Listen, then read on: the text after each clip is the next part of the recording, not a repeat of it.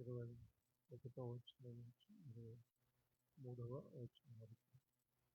అప్పుడు దేవుని సన్నిధిని మమ్మును మేము దుఃఖపరచుకొని మాకును మా చిన్నవారికి మా ఆస్తికి శుభ ప్రయాణము కలుగునట్లుగా ఆయనను వేడుకొనుటకు అహవా నది దగ్గర ఉపవాసం ఉండుడని ప్రకటించుకుని మేలు కలుగజేయుటకై ఆయనను ఆశ్రయించు వారందరికీ మా దేవుని హస్తము తోడుగా ఉండును గాని ఆయన హస్తమును ఆయన ఉగ్రతయు ఆయన విసర్జించు వారందరి మీదకి వచ్చునని మేము రాజుతో చెప్పి ఉంటిమి గనుక మార్గమందున్న శత్రువుల విషయమై మాకు సహాయం చేయనట్లు కాల్బలమును రౌతులను రాజునొద్ద కావలనని మనవి చేయుటకు సిగ్గు నాకు తోచెను. మేము ఉపవాసముండి ఆ సంగతిని బట్టి మా దేవుని వేడుకొనగా మనవి అంగీకరించెను. దేవుడు తన పరిశుద్ధ వాక్యమును మన ఆత్మీయ మేళ నిమిత్తమై మన ఇంటిలో దీవించునుగాక. ఆమేన్. అందరూ దయచేసి తలవంచి కనుమూసుకోనండి, ప్రార్థన చేసుకుందాం. మహాపరిశుద్ధుడు అయిన మా ప్రియ పరలోకపు తండ్రి, దయగలిగిన మా దేవ యెహోవా, మీకు వందనములు, స్తుతులు, స్తోత్రములు చెల్లిస్తున్నాము. మీ దీన దాసుడునైన నన్ను మీ సిలువ చాటున మరుగు చేసుకొని నాతోనూ మా అందరితోనూ మాట్లాడమని క్రీస్తు పేర వేడుకొంచున్నాము తండ్రి. ఆమేన్. హల్లెలూయా. చదివిన వాక్య భాగాన్ని బట్టి ఒక అంశాన్ని నేను తీసుకున్నాను. దేవుని సహాయము. దేవుని సహాయం. చెప్పండి, దేవుని సహాయం. ఈ సందర్భాన్ని చెప్తాను, జాగ్రత్తగా వినండి. బబులోను చెరలో నుండి దేవుడు తన ప్రజలైన ఇజ్రాయేలీలను పారసీకుల రాజు కోరేసు పరిపాలించేటప్పుడు దేవుని యొక్క చిత్త ప్రకారము, దేవుని యొక్క లేఖనాల్లో ముందుగా కోరేసు రాజు పేరు రాయబడి ఉండడం, ఆయన ద్వారా యూదులకు సెలవు ఇవ్వడం జరిగింది. ఏంటి ఆ సెలవు అంటే, మీరు వెళ్ళి మీ దేవుడైన యెహోవాకు మందిరమును నిర్మించుకోండి అని. అప్పుడు బబులోనులో నుండి జెరుబ్బాబెలు బృందం బయలుదేరింది. జెరుబ్బాబెల్ ఆ బృందం వాళ్ళు వారి యొక్క ఆస్తిపాస్తులతోనూ గొర్రె మేకల మందలతోనూ రాజు వారికి ఇచ్చినటువంటి సమస్త నిధులతో, ప్రజలు ఇచ్చినటువంటి నిధులతో బబులోను చక్రవర్తి నెబుకద్నెజరు రాజు యెరూషలేమును జయించినప్పుడు యెరూషలేము దేవాలయంలో నుంచి తీసుకెళ్ళినటువంటి దైవోపకరణాలు అన్నిటినీ తిరిగి ఇవ్వడం జరిగింది. అవన్నీ తీసుకొని వాళ్ళు బయలుదేరారు. వాళ్ళు వచ్చి దేవాలయమును నిర్మించారు. దేవాలయం పని మధ్యలో ఆగిపోయింది. ఆ సమయంలో దేవుడు తన యొక్క ప్రజలను బలపరుస్తాడు. హగ్గై ప్రవక్తను, జకర్యా ప్రవక్తను లేపి వాళ్ళ ద్వారా బలపరుస్తాడు. తర్వాత ఆ యొక్క పారసీక దేశమును, పారసీక రాజులను దేవుడు వారి పట్ల చేయాల్సినవి చేసేటట్టు చేస్తాడు. అప్పుడు మందిరం పూర్తి అయిపోతుంది. మందిరం కట్టబడిన తర్వాత ఎజ్రా బబులోను దేశంలో నుంచి యెరూషలేముకు బయలుదేరుతాడు. రాజు యొక్క సెలవు మేరకే ఎజ్రా కూడా బయలుదేరుతాడు అనమాట. ఎజ్రా బయలుదేరినప్పుడు ఎజ్రాతో పాటు కొన్ని కుటుంబాలను తీసుకొని బయలుదేరుతాడు. రాజు సెలవిచ్చిన ప్రకారము ఆయన అన్నీ తీసుకొని బయలుదేరుతాడు. లెటర్స్ తీసుకొని బయలుదేరుతాడు. వాళ్ళ ప్రయాణంలో అక్కడక్కడ మజిలీ చేస్తారు. ఆ మొదట మజిలీ చేసింది ఎట్లంటే, అక్కడ ఒక నది దగ్గర వాళ్ళు ఆగారన్నమాట. ఆ నది అహవా నది. ఆ నది పేరు అహవా నది. అక్కడికి వచ్చి ఎజ్రా లెక్క చూసుకున్నాడు, ఎవరెవరు తనతో వచ్చారని. అప్పుడు వాళ్ళతో లేవీయులు రాలేదని తెలుసుకున్నాడు. అప్పుడు అక్కడి నుంచి కొంతమందిని వెనక్కి పంపిస్తాడనమాట, లేవీయులను తీసుకురమ్మని. వాళ్ళు వచ్చే వరకు వాళ్ళు అక్కడ నిలుస్తారు, ఆ అహవా నది దగ్గర. అక్కడ ఎజ్రా ఏం చేస్తాడంటే, మన ఉపవాసం ఉండి మన దేవుణ్ణి ఆశ్రయించి ప్రార్థించుకుంటామని చెప్తాడు. ఎందుకంటే మనం చదివిన వాక్య భాగంలో మనం చూసాం కదా, ఇప్పుడు వారికి, వారి పిల్లలకు, వారి యావదాస్తికి శుభకరమైన, చూడండి, చెప్పండి మీరు చదివి, ప్రయాణం జరగాలని వారికి, వారి పిల్లలకి, వారి యావదాస్తులకు శుభకరమైన ప్రయాణము జరగాలని, శత్రువుల బారిన పడకుండా దేవుని యొక్క హస్తము వాళ్ళకు తోడుగా ఉండి కాపాడాలని వాళ్ళు తమ దేవుడైన యెహోవా యొద్ద ఉపవాసం ఉండి ప్రార్థించుకోవాలని తీర్మానించుకున్నారు. ఎజ్రా ప్రకటించారు, అందరూ ఏకీవించారు. అక్కడ వాళ్ళు ఉపవాసం ఉండి ప్రార్థన చేశారన్నమాట. హల్లెలూయా. చప్పలు కొట్టి దేవుని మహిమపడదాం. అక్కడ ఎజ్రా ఒక మాట రాస్తున్నాడు, అది చాలా గమనించవలసిన ఒక మాట. ఏంటంటే, తమ దేవుడు ఎలాంటి వాడో, ఎలాంటి శక్తి సామర్థ్యములు కలిగిన వాడో, ఆయన ఆశ్రయించినటువంటి వారికి ఆయన ఎంత మేలు చేస్తాడో, ఆయన విసర్జించిన వారికి ఆయన ఉగ్రత ఎలా కుమ్మరిస్తాడో రాజుకి వాళ్ళు చెప్పారనమాట. ఎజ్రా చెప్పాడు.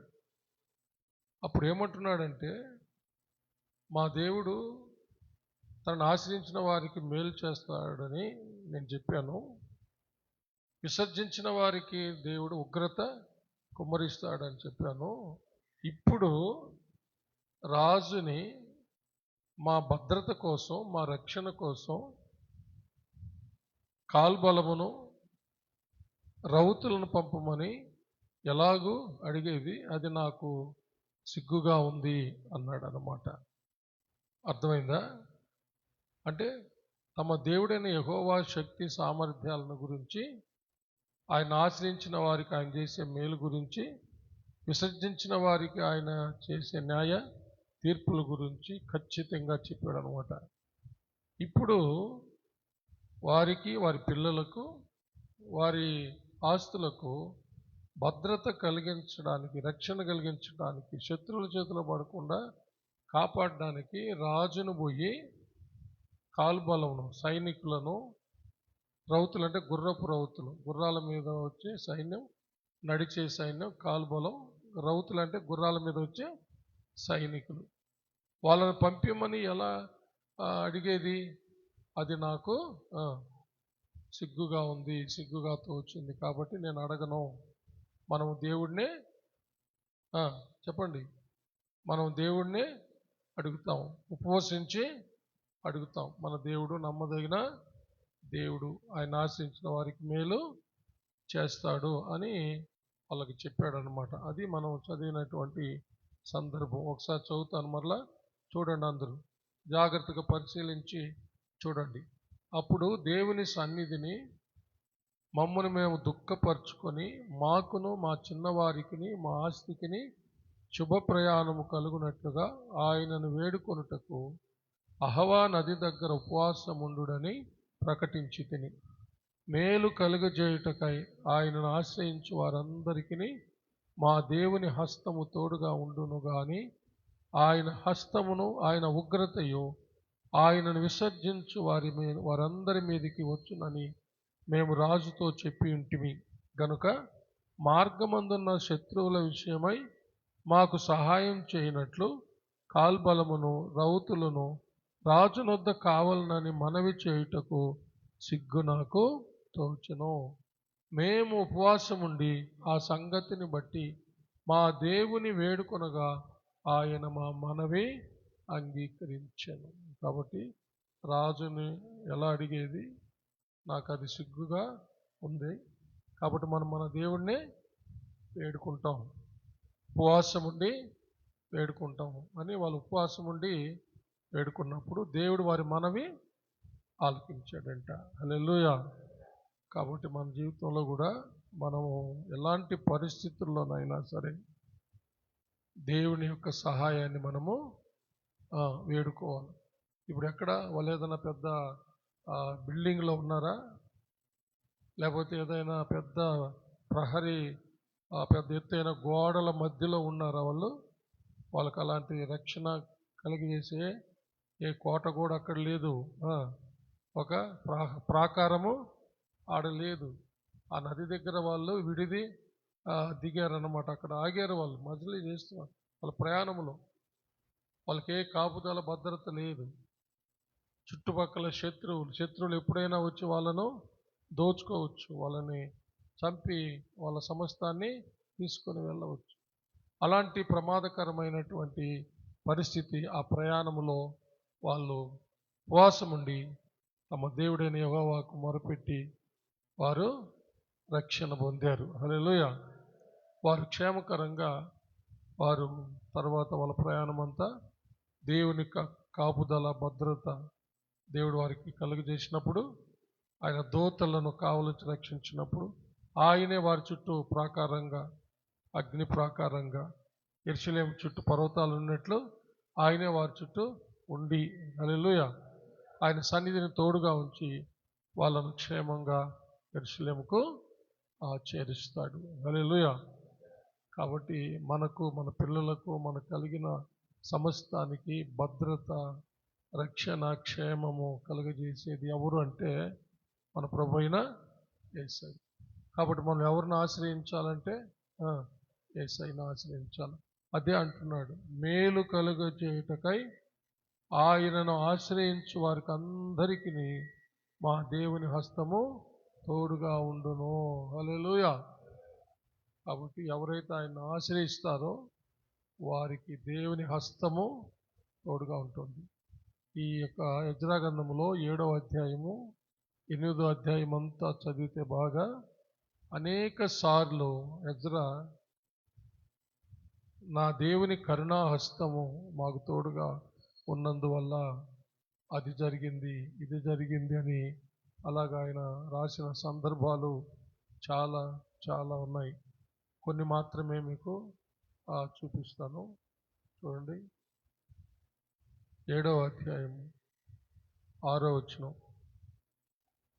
ఈ ఎజ్రా ఇశ్రాయేలు దేవుడైన యెహోవా అనుగ్రహించిన మోషే యొక్క ధర్మశాస్త్రమందు ప్రవీణత గల శాస్త్రి మరియు అతని దేవుడైన యెహోవా హస్తము అతనికి తోడుగా ఉన్నందున అతడు ఏ మనవి చేసినను రాజు అనుగ్రహించెను. దేవుని హస్తం ఎజ్రాకి తోడుగా ఉన్నందువల్ల అతడు ఆ యొక్క అన్యరాజును ఏమడిగినా కూడా అతని మనవి అనుగ్రహించేటట్టు దేవుడే చేశాడనమాట. 9వ వచనం. మొదటి నెల మొదటి దినమందు అతడు బబులోను దేశము నుండి బయలుదేరి తన దేవుని కరుణా హస్తము తనకు తోడుగా నున్నందున 5వ నెల మొదటి దినమున యెరూషలేమునకు చేరెను. తరువాత 28వ వచనం. నా దేవుడైన యెహోవా హస్తము నాకు తోడుగా ఉన్నందున నేను బలపరచబడి నాతో కూడా వచ్చుటకు ఇశ్రాయేలు ప్రధానులను సమకూర్చితిని. హల్లెలూయా. చూసారా, నీ కుటుంబాన్ని నువ్వు సమకూర్చుకొని దేవుని సన్నిధికి తీసుకురావాలంటే యెహోవా హస్తము తోడుగా ఉండాలి. హల్లెలూయా. ఆయనకు నువ్వు అలాగ మనవి చేయాలి. నా కుటుంబాన్ని అంతా నేను సమకూర్చుకొని నా దేవా నీ సన్నిధికి నేను రావాలి, హల్లెలూయా అని నువ్వు ప్రార్థన చేస్తే దేవుడు తన కరుణ హస్తాన్ని తోడుగా చాచి నీ కుటుంబస్తులందరినీ నీతో పాటు దేవుని సన్నిధికి వచ్చేటట్టు చేస్తాడని ఆ యొక్క వచనం తెలియజేస్తూ ఉంది. అలాగే 18వ వచనం, మా దేవుని కరుణ హస్తము మాకు తోడుగా ఉన్నందున వారు ప్రజ్ఞావంతుడైన ఒకరిని షెరెబ్యాను అతని కుమారులను సహోదరులను 18 మందిని తోడుకొని వచ్చిరి. ఆ ప్రజ్ఞావంతుడు మహలి కుమారుల ఒకడు. ఈ మహల్ ఇశ్రాయేలునకు పుట్టిన లేవి వంశస్థుడు. ఆ అహవా నది దగ్గర నుంచి లేవీని పిలుచుకోరమ్మని పంపించాడు కదా. వారు వెళ్ళి ఆ లేవీలందరినీ సమకూర్చుకొని రాగలిగారంట. ఎలా రాగలిగినారంట? దేవుని కరుణా హస్తము వారికి తోడుగా ఉన్నందువల్ల వాళ్ళందరినీ ఎజ్రా చెప్పి పంపించిన ప్రకారము అక్కడి నుంచి బబులోన్ నుంచి లేవీయులను వాళ్ళు సిద్ధం చేసుకొని తీసుకొని రాగలిగారు. హల్లెలూయా. ఏమర్థమవుతోంది? పదే దేవుని కరుణా హస్తం వారికి తోడుగా ఉన్నందువల్ల. హల్లెలూయా. ఇప్పుడు మనం చదివినటువంటి వాక్య భాగంలో కూడా 22వ వచనం, మేలు కలుగజేయుటకై ఆయనను ఆశ్రయించు వారందరికీ మా దేవుని హస్తము తోడుగా ఉండును గాని. హల్లెలూయా. కాబట్టి ఎవరైతే దేవుడిని ఆశ్రయిస్తారో వారికి మేలు కలగడానికి దేవుడు తన కరుణ హస్తాన్ని చాచుతాడంట. చప్పలు కొట్టి దేవుణ్ణి మహిమ పరుస్తాము. హల్లెలూయా. 31వ వచనాన్ని కూడా ఒకసారి చదువుతాం. మేము మొదటి నెల 12వ దినమందు యెరూషలేమునకు వచ్చుటకై అహవా నది నుండి బయలుదేరగా మా దేవుని హస్తము మాకు తోడుగా ఉండి శత్రువుల చేతిలో నుండి మార్గమందు పొంచి ఉన్న వారి చేతిలో నుండి మమ్మను తప్పించినందున మేము యెరూషలేమునకు వచ్చి 3 దినములు అక్కడ బస చేసి తిని. చూసారా, వాళ్ళు ఉపవాసం ఉండి ప్రార్థన చేసినందువల్ల దేవుని హస్తము వారికి తోడుగా చాచాడు. శత్రువుల చేతిలో పడకుండా వాళ్లకు క్షేమకరమైనటువంటి ప్రయాణాన్ని దేవుడు దయచేసి అందరూ యెరూషలేముకు క్షేమంగా చేరిపోయారు. హల్లెలూయా. వాళ్ళ ఉపవాస ప్రార్థన దేవుడు ఆలకించి వారికి క్షేమకరమైనటువంటి ప్రయాణాన్ని వారికి, వారి పిల్లలకు, వారి యొక్క యావదాస్తికి ఆయన రక్షణ కలిగి చేశాడు. చూసారా? హల్లెలూయా. కాబట్టి ఎవరి ద్వారా ఇవన్నీ జరుగుతున్నాయంటే నిజమైన దేవుడు, సృష్టికర్త, రక్షకుడు, మన ప్రభు అయిన యేసయ్య ద్వారా. హల్లెలూయా. ఇవి జరుగుతూ ఉన్నాయి. దేవునికి మహిమ కలుగును గాక. ఈ విషయాలని మనము చదివేటప్పుడు, ధ్యానించేటప్పుడు మనమందరం ఒక ఖచ్చితమైన నిర్ణయానికి రావాలి. భయపడకూడదు, దిగులు పడకూడదు. ఏ విషయమైనా సరే ఆయన్ని ఆశ్రయించాలంతే. హల్లెలూయా. యెహోవాను ఆశ్రయించాలి. ఆయా సందర్భాల్లో భయము, ఆందోళన కలిగినప్పుడు, అపాయాలు ఉన్నప్పుడు, చాలా తొందరలు ఉన్నప్పుడు, దిక్కు దోచనప్పుడు, ఏం చేయాలో అర్థం కానప్పుడు, ఎందుకు ఈ బ్రతుకు చస్తే బాగున్ను అని అనిపిస్తున్నప్పుడు, సైతాన్ అలాగా ప్రేరేపించేటప్పుడు మనం చేయాల్సింది ఏమిటంటే ఉపవాసం ఉండి ప్రార్థన చేయడం. అప్పుడు దేవుని యొక్క కరుణా హస్తం మనకు తోడుగా చాస్తాడు.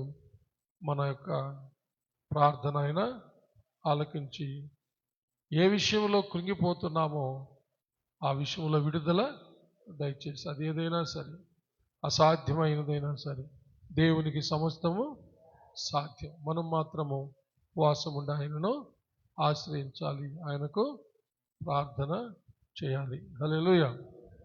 121వ కీర్తనలో కూడా మనము చదివితే మొదటి వచనం నుంచి 8వ వచనం వరకు, అంటే చివరి వరకు అక్కడ కూడా దేవుని యొక్క వాగ్దానాలు, ఇశ్రాయేలీయుల యొక్క ప్రయాణాల్లో దేవుడు వారికి ఈ యొక్క వాగ్దానాలు చేశాడు. కొండల తట్టు నా కన్నులెత్తుచున్నాను, నాకు సహాయం ఎక్కడి నుండి వచ్చును? యెహోవా వలననే నాకు సహాయము కలుగును. ఆయన భూమి ఆకాశములను సృజించినవాడు. ఆయన నీ పాదము తొట్టిల్లనీయుడు. నిన్ను కాపాడువాడు కునుకడు. ఇశ్రాయేలును కాపాడువాడు కునుకడు నిద్రపోడు. యెహోవాయే నిన్ను కాపాడువాడు. నీ కుడి ప్రక్కన యెహోవా నీకు నీడగా ఉండును. పగలు ఎండ దెబ్బైనను నీకు తగులదు, రాత్రి వెన్నెల దెబ్బైనను నీకు తగులదు. ఏ అపాయమును రాకుండా యెహోవా నిన్ను కాపాడును. ఆయన నీ ప్రాణమును కాపాడును. ఇది మొదలుకొని నిరంతరము నీ రాకపోకల యందు యెహోవా నిన్ను కాపాడు. ఇశ్రాయేలీలు కానీ యూదులు కానీ ఈ యొక్క కీర్తన పాడుకుంటూ వాళ్ళు ప్రయాణము చేసేవాళ్ళట. హల్లెలూయా. ఈ కీర్తన పాడుకుంటూ ప్రయాణాలు చేసేవాళ్ళంట. ఇంకా అనేక యాత్రా కీర్తనలు ఉన్నాయి, దీంట్లో చాలా ఉన్నాయి. ఇవన్నీ దాదాపుగా 122వ కీర్తన, 123, 125, 126, 127, 128, 129 ఇవన్నీ యాత్రా కీర్తనలే. ఇవన్నీ వాళ్ళు పాడుకుంటూ యెరూషలేముకు యాత్ర చేసేవాళ్ళు అన్నమాట. 130వ కీర్తన, 131వ కీర్తన కూడా, 132వ కీర్తన కూడా, అన్నీ 133, 134 వరకు అన్ని యాత్రా కీర్తనలే. హల్లెలూయా. ఇవన్నీ వాళ్ళు పాడుకుంటూ వాళ్ళ యొక్క పట్టణాల్లో నుండి యెరూషలేమునకు ప్రయాణము చేసేవాళ్ళు అన్నమాట.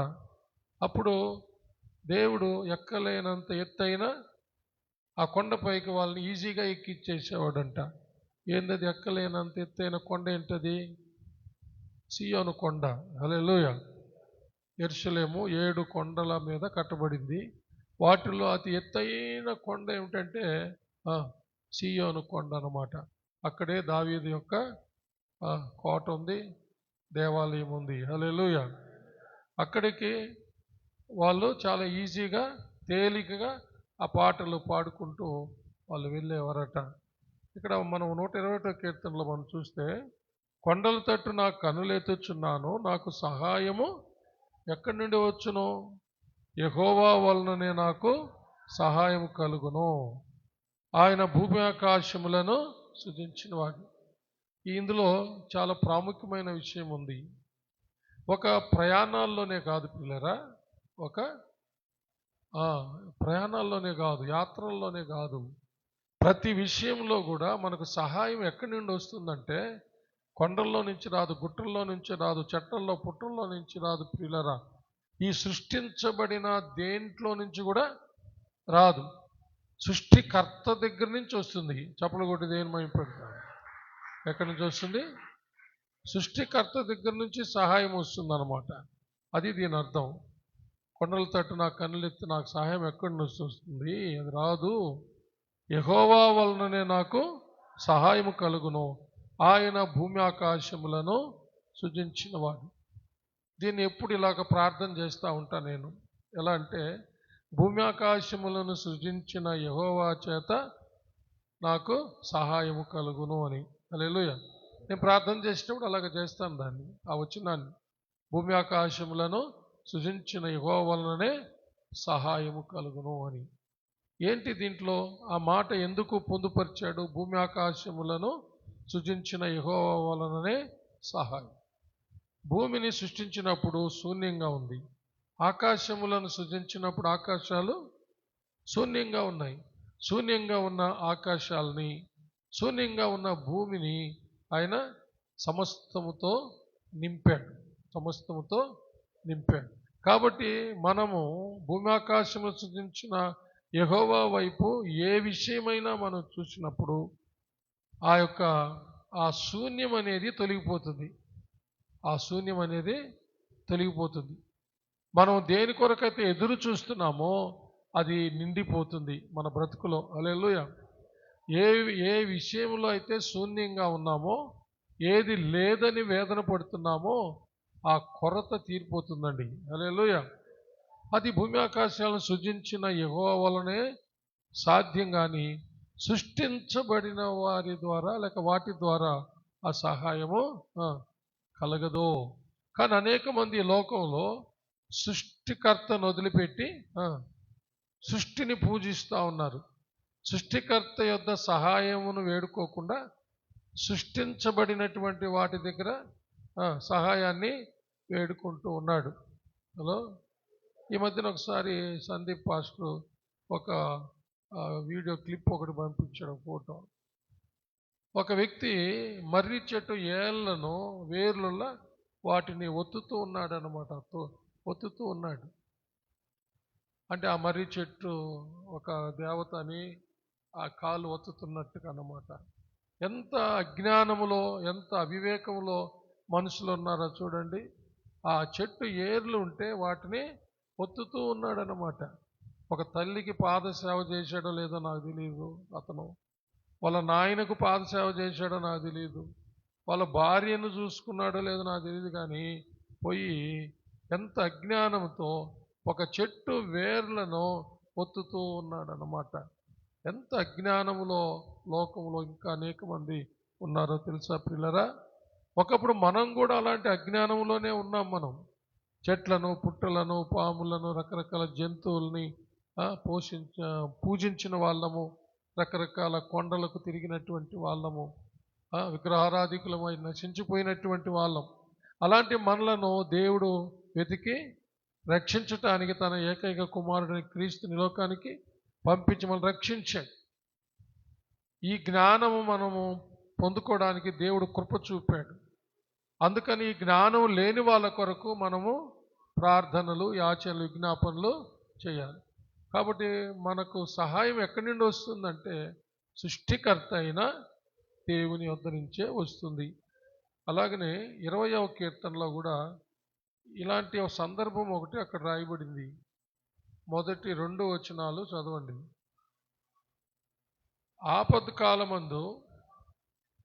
ఆపత్కాలమందు యెహోవా నీకు ఉత్తరమిచ్చునుగాక. యాకోబు దేవుని నామము నిన్ను ఉద్ధరించునుగాక. పరిశుద్ధ స్థలములో నుండి ఆయన నీకు సహాయము చేయునుగాక. సియోనులో నుండి నిన్ను ఆదుకొనుగాక. చప్పలు కొట్టి దేవుణ్ణి మహింపరుస్తాం పిల్లరా. హల్లెలూయా. జాగ్రత్తగా చూడండి. ఆపద కాలమందు యెహోవా నీకు ఉత్తరమిచ్చునుగాక. హల్లెలూయా. ఏమిటిది? నోరుండి మాట్లాడలేని, కన్నులుండి చూడలేని, చెవులుండి వినలేని, చేతులుండి తాకలేని, ఇవ్వలేని, కాళ్ళుండి నడవలేని, జీవం లేని విగ్రహాలను పూజిస్తున్నటువంటి మనలను దేవుడు ఎంతగా జ్ఞాపకం చేసుకొని మనము ఏ స్థితిలోనైనా ప్రార్థన చేస్తే మన ప్రార్థనలు విని ఉత్తరమిచ్చే దేవుణ్ణి, నిజ దేవుణ్ణి కలిగి ఉండేటటువంటి భాగ్యము దేవుడు మనకు దయచేశాడు. హల్లెలూయా.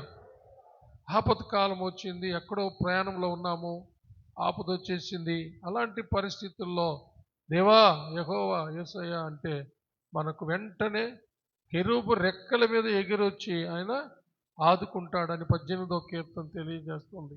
ఆపద కాలాల్లో నమ్ముకొనదగిన సహాయకుడని 46వ కీర్తన 1వ వచనము తెలియచేస్తూ ఉంది. హల్లెలూయా. ఇప్పుడు మనం చదివిన ఈ కీర్తనలో కూడా ఆపద కాలములో యెహోవా నీకు ఉత్తరం ఇస్తాడు. యాకోబు దేవుని నామము నిన్ను ఉద్ధరిస్తుందంటే, యాకోబు దేవుని నామము నిన్ను కాపాడుతుంది. ఉద్ధరిస్తుందంటే కాపాడుతుందంట. చప్పలు కొట్టి దేవుని మహిమ పెడదాం.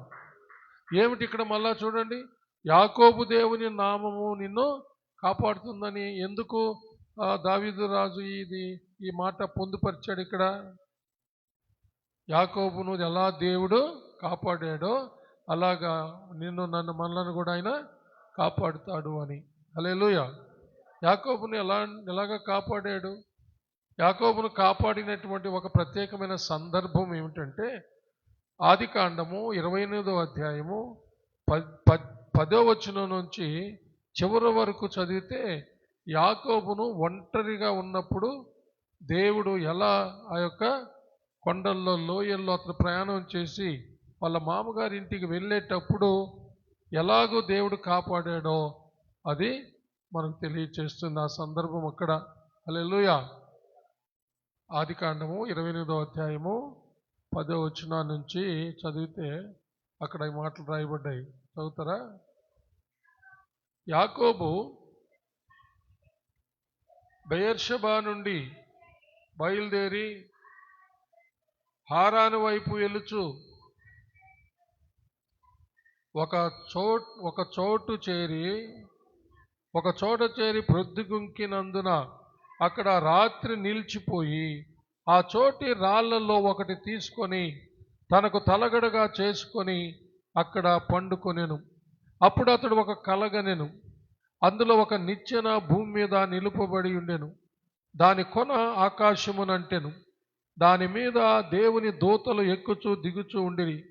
మరియు యెహోవా దానికి పైగా నిలిచి, నేను నీ తండ్రి అయిన అబ్రహాము దేవుడను ఇస్సాకు దేవుడైన యెహోవాను.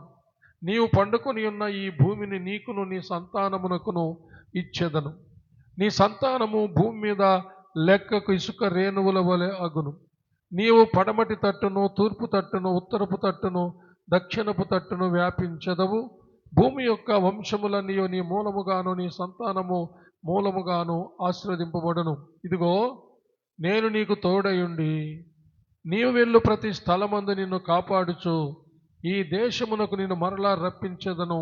నేను నీతో చెప్పినది నెరవేర్చు వరకు నిన్ను విడువనని చెప్పగా. చప్పలు కొట్టి దేవుణ్ణి మహిమపరుస్తూ ఒక చేతి కర్రతో ప్రయాణం చేశాడు. ఆ సమయం ఎవ్వరు లేరు తనకు తోడుగా. ఆ ప్రయాణములో పొద్దుగుంకింది. ఒక స్థలములో ఒక రాయిని తలగడగా పెట్టుకొని తలదిండుగా పెట్టుకొని నిద్రపోయాడు. ఏ క్రూర మృగం వచ్చినా అతన్ని చంపి చీల్చేసి తినేయచ్చు. అంత ప్రమాదకరమైనటువంటి కొండలు లోయలలో ప్రయాణం చేసి వెళ్ళాడు. అయితే అతనిని ఆ రాత్రి దేవుడు కాపాడాడు. చప్పలు కూడా దేవుని మహిమపెడదాం. Praise the lord. అందుకనే దావీదు రాజు అంటున్నాడు, ఆ విషయాన్ని తెలుసుకొని కీర్తన రాస్తూ, యాకోబు దేవుడు నిన్ను ఉద్ధరించునుగాక. ఆనాడు యాకోబును దేవుడు ఎలా కాపాడాడో. హల్లెలూయా. ఆ ఒంటరిగా చేతికర్రతో మాత్రమే బయలుదేరుతున్నప్పుడు, ఎవరు తోడలేనప్పుడు దేవుడు దర్శనం ఇచ్చి మరి మాట్లాడి అతన్ని కాపాడాడో. హల్లెలూయా. అలాగా నిన్ను దేవుడు కాపాడుతాడు, భయపడద్దు అని దావీదు రాజు ఈ కీర్తనలో తెలియజేస్తున్నాడు. చప్పలు కొట్టి దేవుని మహిమపరుస్తాం. Praise the lord. ఎందుకు మన పితరుల చరిత్రను పొందుపరుస్తూ చాలా కీర్తనలు మనం చూస్తే మన పితరుల యొక్క చరిత్రను ఆయా సందర్భాలని పొందుపరుస్తూ కీర్తనలు రాయడం మనం చూస్తాం. ఎందుకంటే మన పితరుల జీవితాల్లో ఏం చేశాడో ఆ విషయాలు నీ జీవితంలో కూడా నా జీవితంలో కూడా నమ్మిన వారందరి జీవితంలో ఆయన చేస్తాడని వారికి నమ్మకం కలగడానికి. చప్పలు కొట్టి దేవుణ్ణి మహిమపరుస్తాం ప్రియులారా. హల్లెలూయా. కాబట్టి యాకోబును అలాగా కాపాడాడు. వాగ్దానం చేసిన ప్రకారము యాకోబు యొక్క ప్రయాణం అంతట్లో ఆయనకు తోడుగా ఉన్నాడు. వాళ్ళ మామ దగ్గర కొలువు చేసిన 20 సంవత్సరాలు ఉన్నాడు. ఆ తర్వాత తిరుగు ప్రయాణంలో ఉన్నాడు. హల్లెలూయా. వాగ్దానం చేసిన దేవుడు కాపాడుతానని, తిరిగి తీసుకొస్తానని, నిన్ను విడువనని చెలవిచ్చిన దేవుడు అదే ప్రకారం యాకోబును క్షేమంగా మరలా అదే స్థలానికి తీసుకొచ్చాడు కదా. అలాంటి గొప్ప దేవుడు మన దేవుడు. హల్లెలూయా. ఆయన విడువడు, ఎడబాయుడు. ఆయన నమ్మినటువంటి వారి జీవితంలో ఆయన యొక్క వాగ్దాన ఫలాలు తప్పనిసరిగా ఒక దినాన వాళ్ళు పొందుకోగలుగుతారని దీని యొక్క అర్థము. యాకోబును కాపాడిన దేవుడు, యాకోబు నామము, యాకోబుని ఉద్ధరించిన నామము నిన్ను నన్ను ఉద్ధరిస్తుంది, కాపాడుతుంది. కాబట్టి ఆయన్నే మనము ఆశ్రయించాలి, ఆయన్నే నమ్ముకోవాలి. ఆ 2వ వచనం కూడా చదువుతాం 20వ కీర్తనలో.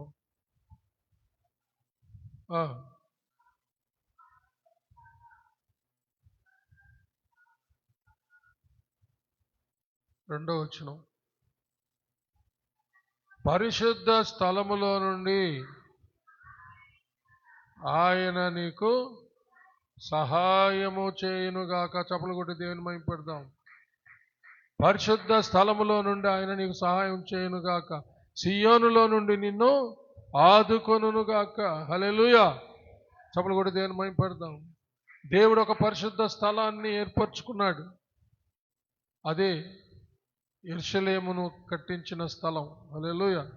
యెరూషలేము యొక్క పట్టణం, మహారాజు పట్టణం. ఆ పట్టణమును కట్టిన 7 కొండల్లో ఒక కొండను ఏర్పరచుకున్నాడు, సియోను కొండ. ఆ కొండ మీద హల్లెలూయా దావీదుపురం ఉంది. ఆ పక్కనే యెరూషలేము దేవాలయం కట్టబడింది.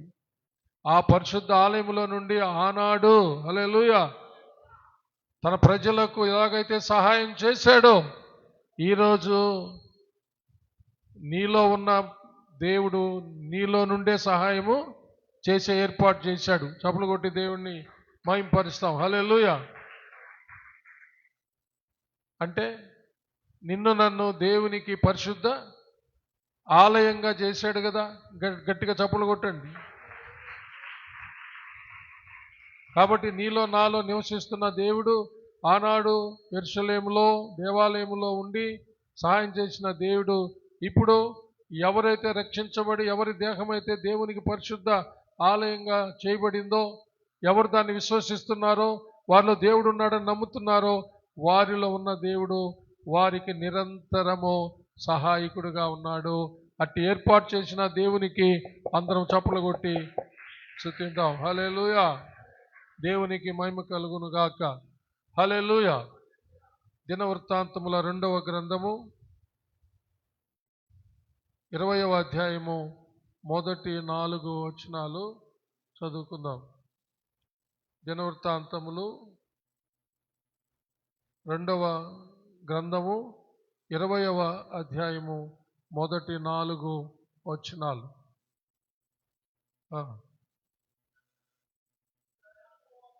ఇది అయిన తరువాత మోయాబీయులను, అమ్మోనీయులను, మెయోనీయులలో కొందరును దండెత్తి యెహోషాపాతు మీదికి వచ్చిరి. అంతలో కొందరు వచ్చి సముద్రము ఆవల నుండి సిరియనుల తట్టు నుండి గొప్ప సైన్యం ఒకటి నీ మీదకి వచ్చుచున్నది, చిత్తగించుము, వారు హససోన్ తామారు అను ఏన్గెదిలో ఉన్నారని యెహోషాపాతునకు తెలియజేసిరి. అందుకు యెహోషాపాతు భయపడి యెహోవా యొద్ద విచారించుటకు మనస్సు నిలుపుకొని యోదాయంతటా ఉపవాస దినము ఆచరింపవలనని చాటింపుగా యోదావారు యెహోవా వలని సహాయమును వేడుకొనుటకై కూడుకొనిరి. యెహోవా యొద్ద విచారించుటకు యోదా పట్టణములన్నిటిలో నుండి జనులు వచ్చిరి. హల్లెలూయా. యోదా దేశాన్ని యెహోషాపాతు రాజు పరిపాలించేటప్పుడు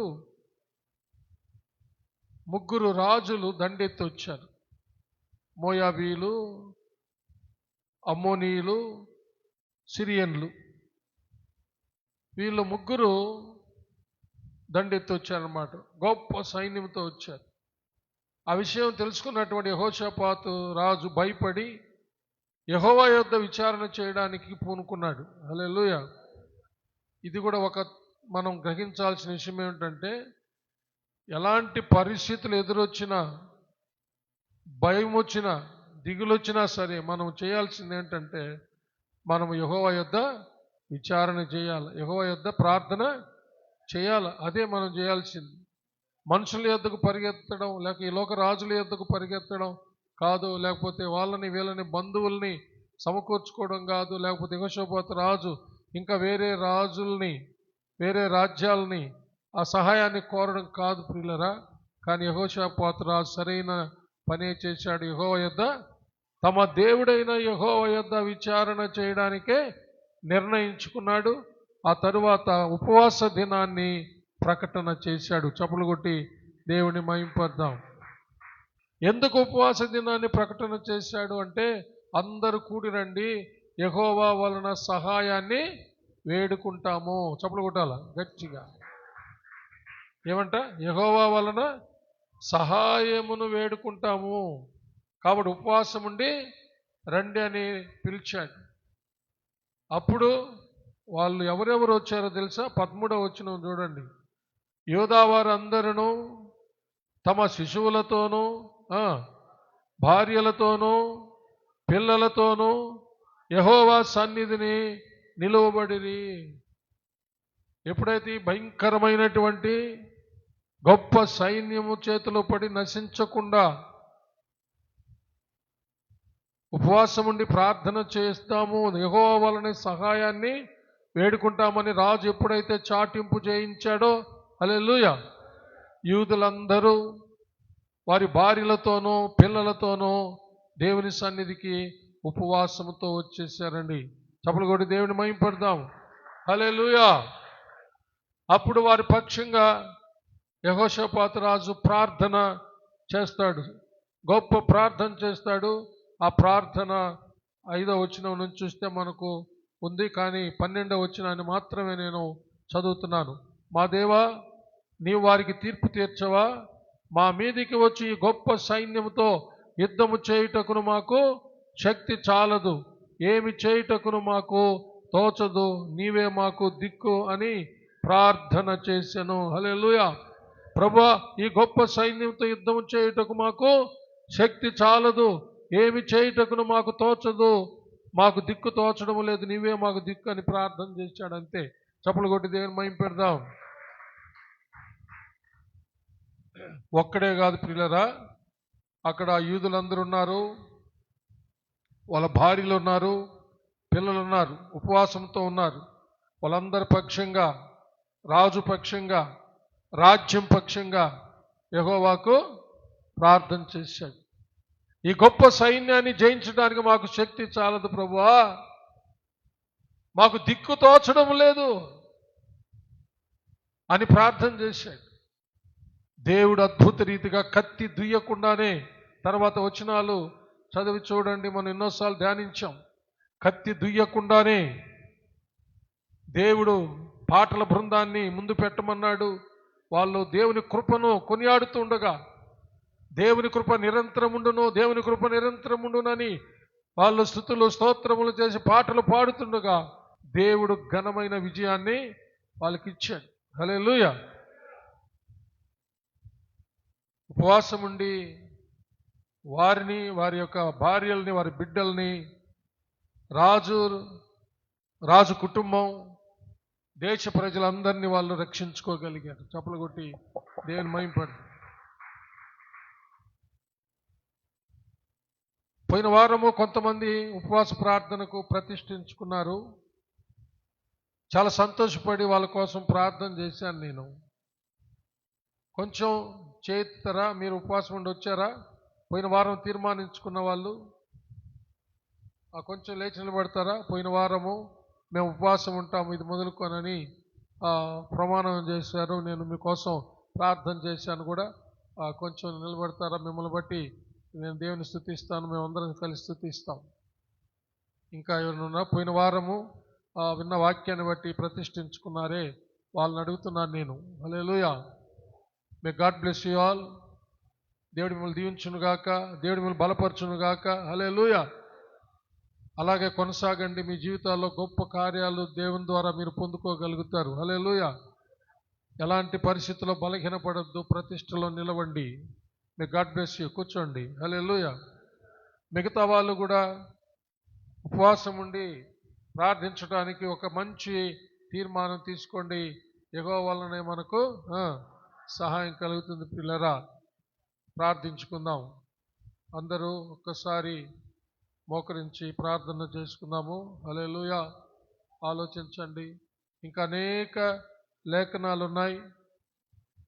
దేవుడు మనకు తన కృపా సింహాసనం నుండి ఆయన సహాయం చేస్తాడు. హెబ్రీయులకు రాసిన పత్రిక 4వ అధ్యాయము 16వ వచనములో రాయబడింది, మనము దేవుని కృపా సింహాసనమును ఆశ్రయించడానికి మనకు ధైర్యం కలిగి ఉందని. ఆయన సింహాసనాన్ని మనము ఆశ్రయించినప్పుడు ఆయన మనకు సహాయం చేస్తాడని బైబిల్ స్పష్టంగా తెలియచేస్తూ ఉంది. హల్లెలూయా. దేవుడు తన కృపా సింహాసనం నుండి మనకు సహాయం చేస్తాడు, సమయోచితమైన సహాయం చేస్తాడు. కాబట్టి దేవుని కృపా సింహాసనాన్ని ఆశ్రయిద్దాం ప్రియులరా. అది తర్వాత మీరు చదవండి ఖచ్చితంగా. హెబ్రీ పత్రిక 4వ అధ్యాయము 16వ వచనం. అక్కడ ఆ మాట రాయబడింది, మనకు సమయోచితమైన సహాయము దొరికే చోటు దేవుని కృపా సింహాసనం. ఎప్పుడు దేవుని కృపా సింహాసనాన్ని ఆశ్రయించినా కానీ తప్పకుండా మనకు సహాయము, సమయోచితమైన సహాయము దొరుకుతుంది. కాబట్టి దేవుని కృపా సింహాసనాన్ని ఆశ్రయించండి. ఎలాంటి పరిస్థితులైనా ఆశ్రయించండి, తప్పకుండా సహాయము దొరుకుతుంది. ప్రియులారా, ఒక 2-3 నిమిషాలు మరొకసారి ప్రార్థన చేసుకుందాము. హల్లెలూయా రబబబబబ షక్కరబరబరబ. ఇంకా అనేక లేఖనాల్లో రాయబడిన విషయాలు ఏమున్నాయో తెలుసా? 146వ కీర్తనలో, 118వ కీర్తనలో రాజులను నమ్ముకోవడం కంటే యెహోవాను ఆశ్రయించడం మేలని రాయబడింది. మనుషులను నమ్ముకోవడం కంటే యెహోవాను ఆశ్రయించడం మేలని రాయబడింది. ప్రియులారా, రాజులు నమ్ముకుంటే రాజులు శాశ్వత కాలం ఉండరు అని దాని అర్థం. శాశ్వత కాలం ఉండే దేవుణ్ణి నమ్ముకోండి. రాజులు శాశ్వత కాలం ఉండరు. రాజులు ఒక కాలంలో చనిపోతారు. వాళ్ళ యొక్క ప్రణాళికలు వారితో పాటు లేకుండా పోతాయి. వారు ప్రమాణం చేసినవి వారితో కూడా అవి లేకుండా పోతాయి. వాళ్ళ ద్వారా అనుకున్న సహాయం మనం పొందుకోలేము. ఎందుకంటే రాజులు కానీ మనుషులు కానీ శాశ్వతమైన వాళ్ళు కాదు అని దాని అర్థం. ప్రియులారా, రాజులు ఉన్నప్పుడు వాళ్ళు కొంతకాలమే ఉంటారు, మనుషులు కొంతకాలమే ఉంటారు. తర్వాత వాళ్ళు కొంతకాలం తర్వాత వాళ్ళు చనిపోతారు. వాళ్ళతో పాటు వాళ్ళ ప్రణాళికలన్నీ చనిపోతాయి.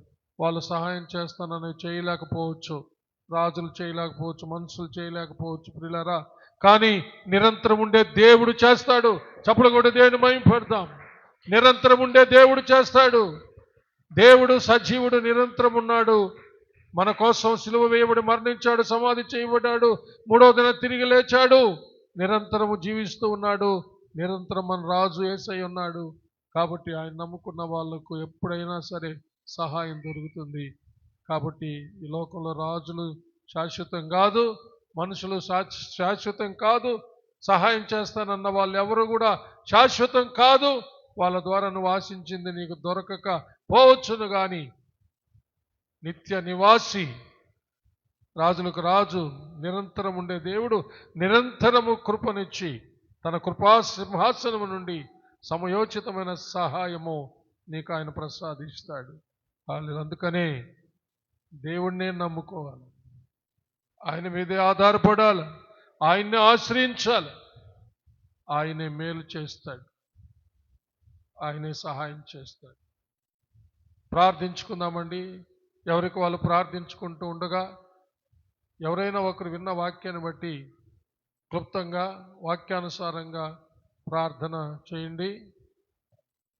వెంటనే ప్రేరేపణ ఉంటే చేయండి. ఎవరు చేయలేదు కదా అని చేయబాకండి. నీకు నిజంగా ప్రేరేపణ వస్తూ ఉంటే వెంటనే స్టార్ట్ చేయండి, మీకు మైక్ అందిస్తారు.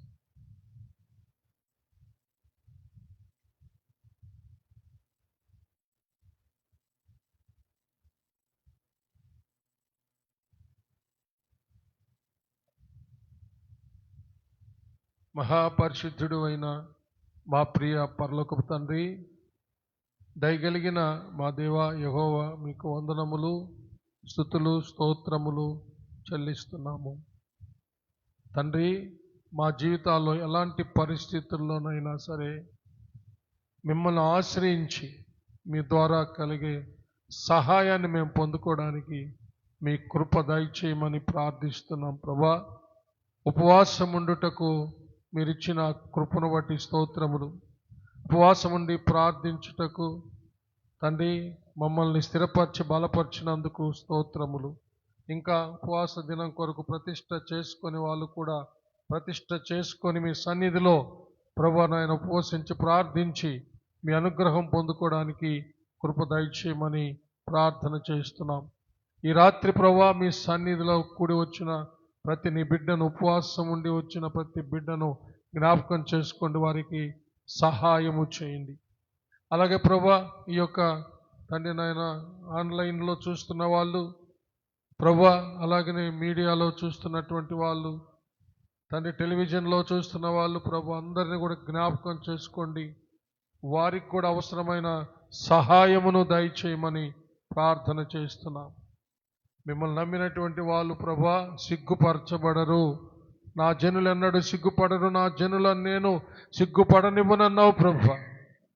తండ్రి, ఉపవాస దినాల్లో ఉపవాసం ఉండి ప్రార్థించి మీ సహాయమును కోరి మీ సహాయాన్ని పొందుకున్న యెహోషాపాతు రాజు వలె నాయనా, యెహోషాపాతు రాజుతో ఏకీవించిన యూదులు వారి భార్యలు వారి పిల్లల వలె మేము మా బిడ్డలు మా బిడ్డల బిడ్డలు నాయన, అలాగనే ప్రభా స్త్రీలు నాయన, పురుషులు భార్యలు భర్తలు అందరూ కూడా ఏకీవించి ఉపవసించి మీ అనుగ్రహం పొందుకోవడానికి కృప దయచేయమని ప్రార్థిస్తున్నాం. మీ కరుణా హస్తాన్ని ప్రభువా తోడుగా చాచి సహాయము చేయండి. మీ ప్రియకుమారుడు మా ప్రియరక్షకుడైన యేసయ్య నామం ద్వారా అతి వినయంగా బతిమాలి వేడుకొంచున్నాము పరమ తండ్రి, ఆమేన్. నా ప్రాణము యెహోవాను సన్నుతించుము, నా అంతరంగముననున్న సమస్తమా ఆయన పరిశుద్ధ నామమును సన్నుతించుము. నా ప్రాణమా యెహోవాను సన్నుతించుము, ఆయన చేసిన ఉపకారములలో దేనిని మరువకము. ఆమేన్. మన పరమ తండ్రి అయిన దేవుని ప్రేమ, కుమారుడైన యేసుక్రీస్తు ప్రభుల వారి యొక్క కృప, పరిశుద్ధాత్మ దేవుని అన్యోన్య సహవాసము, సన్నిధి, కాపుదల, భద్రత, నడిపింపు ఇప్పుడు ఎల్లప్పుడూ సదాకాలము మీకందరకును మీ బిడ్డలకు మీ బిడ్డల బిడ్డలకు మీరు కలిగి ఉన్న సమస్తానికి తోడై దీవించి ఆశీర్వదించి కాచి కాపాడునుగాక. Amen, amen, amen. May God bless you all. Yesayya నామములో అందరికీ వందనాలు. ఒకరొకరు సమాధానం తెలుపుకొని వెళ్ళి క్రీస్తు